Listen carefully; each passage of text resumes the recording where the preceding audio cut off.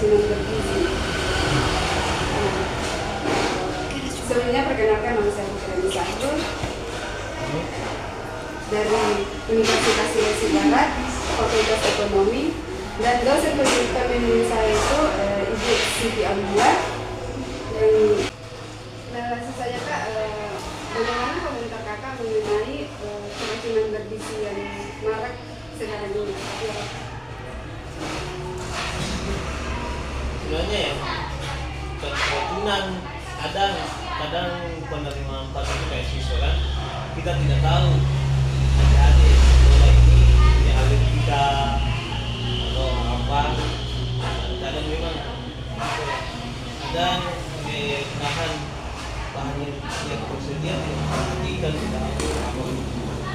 termasuk masa expirednya atau bagaimana, tapi lebih banyak keracunan sudah dianggap keracunan oleh masyarakat, padahal itu sebenarnya itu kebanyakan itu alergi yang terjadi pada anak-anak. Kadang anak-anak kan tidak sembarang biasa makan, kadang ada yang alergi udang, bahkan ada yang alergi apalah, banyak alergi mie atau apalah, begitulah. Berarti mungkin ini cuma sedikit tadi. Ya, itu ada.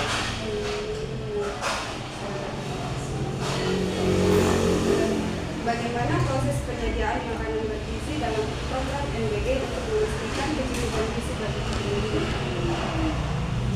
Kalau di setiap dapur itu pasti punya ahli gizi. Nah, ahli gizi ini yang menentukan kecukupan dan kualitas gizi yang per komplengnya itu per satu porsi itu. Dan tidak sembarang orang menentukan berapa kebutuhan proteinnya, berapa kebutuhan protein hewaninya, karbonya berapa, itu sudah ada standar masing-masing setiap kompleng. Dan itu standar itu ya sudah ditentukan oleh Badan Gizi Nasional, dan itu sudah ada di iya.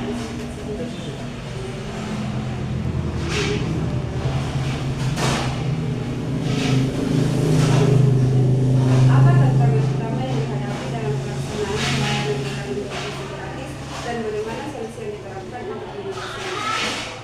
Tantangan kayak itu tadi, jangan sampai kita selalu di dapur itu kita selalu berusaha semaksimal mungkin supaya tidak ada pikiran di masyarakat bahwa ya kayak yang tadi masalah yang terjadi tadi di luar sana kan juga masalah lain, itu bukan mendoakan, tapi ya semoga saja lah tidak ada yang sampai karena makanan kami yang antar ada yang sampai keracunan apa. Solusinya ya kayak misal semua bahan-bahan yang kami cari itu selalu bahan-bahan segar, misal sayuran, daging-dagingan, tahu dan lain-lain, supaya pasti segar. Dan ketika ada yang tidak memenuhi syarat bahan kayak misal sayur dan lain, pasti kami kembalikan ke supplier. Ya, tidak kami terima. Jadi memang ini supplier Kak, ada supplier tertentu. Ya, ada supplier bukan tertentu kami, tapi sudah tetap, tapi kami berhak mengganti supplier itu ketika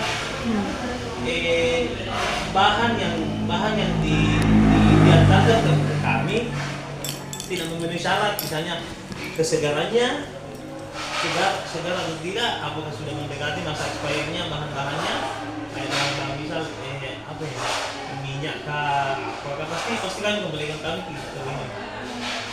Ya ada perjanjian. Ya ada MOU yang ditandatangani oleh pihak kami, dan itu jelas MOU yang ditandatangani oleh pihak kami. Ada selalu akan ada perjanjian sebelum kami menerima bahan yang dari supplier itu, pasti ada MOU. Mungkin kesimpulannya atau Kak, mungkin itu yang keracunan karena kamu tahu yang pastinya.